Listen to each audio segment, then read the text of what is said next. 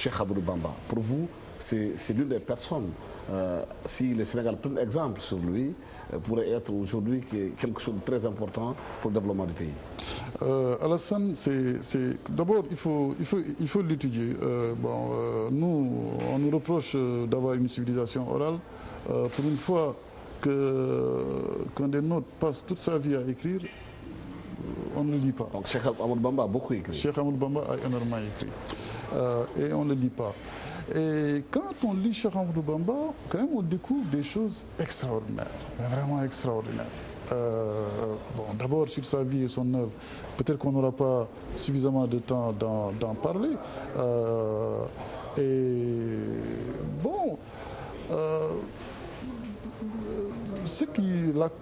Le bon sens en fait qu'on tire de la lecture de ses œuvres, c'est que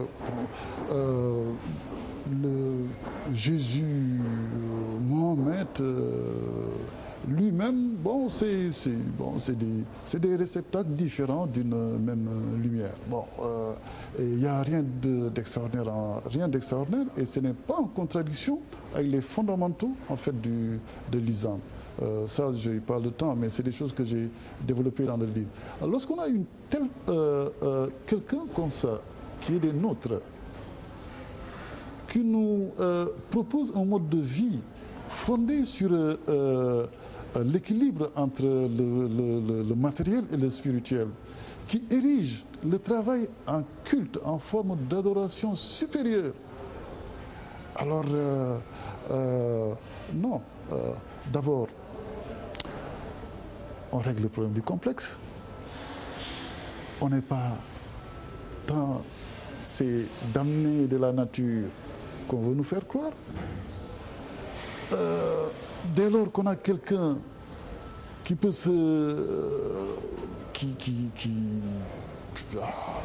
est porteur, il faut dire les choses telles quelles, qui est porteur en fait de la lumière prophétique, qui nous propose, qui montre que non, que rien n'est, il l'a donné par son exemple, rien n'est inaccessible. D'abord, c'est l'organisation, c'est la foi, la détermination et le travail. Comme il lui-même dit, le salaire de la paresse, c'est l'esclavage.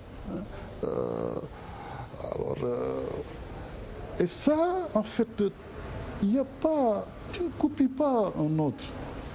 Parce que vous pensez qu'on n'a pas suffisamment pris ces modèles-là pour nos pays. Mais comment peux-tu copier quelqu'un? Comme les gens appellent aux États-Unis les pères fondateurs. Comment peux-tu copier quelqu'un, avoir comme référence quelqu'un d'autre, avoir comme référence Mars ou je ne sais pas moi, ou ces Occidentaux que nos élites aiment bien en fait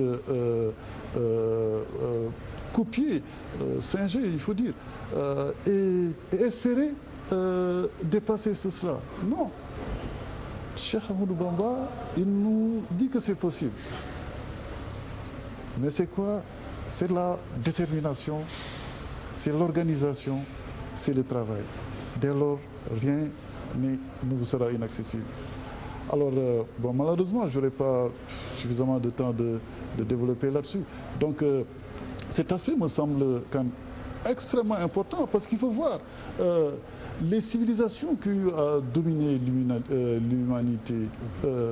C'est quand on prend le monde anglo-saxon, c'est sur les valeurs en fait du calvinisme, les valeurs du travail proposées par le calvinisme, proposées par le protestantisme.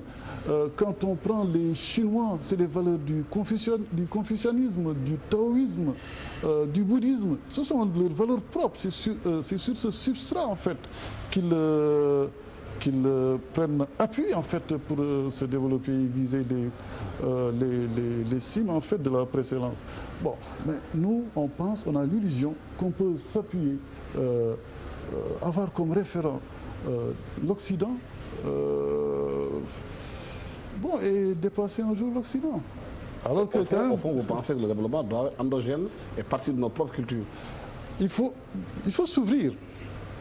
Il faut s'ouvrir. Mais c'est quelqu'un qui est suffisamment enraciné dans ses valeurs qui peut s'ouvrir.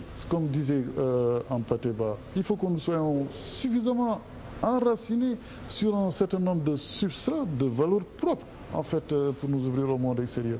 Il faut qu'on s'ouvre, qu'on prenne tout ce qu'il y a de positif dans les autres cultures, dans les autres civilisations. Mais notre substrat, le fondement, ce sont nos valeurs propres. Et là, et par rapport à ça, Cheikh Ahmadou Bamba, non seulement nous propose un modèle, mais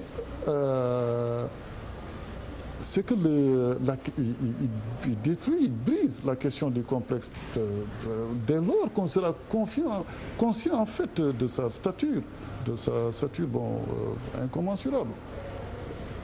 Voilà, Sogui Diané-Sow, merci d'avoir été avec nous sur le plateau de la TFM à Question Directe. Nous étions en train de parler du livre que vous venez de sortir qui s'appelle Mémoire pour l'espoir.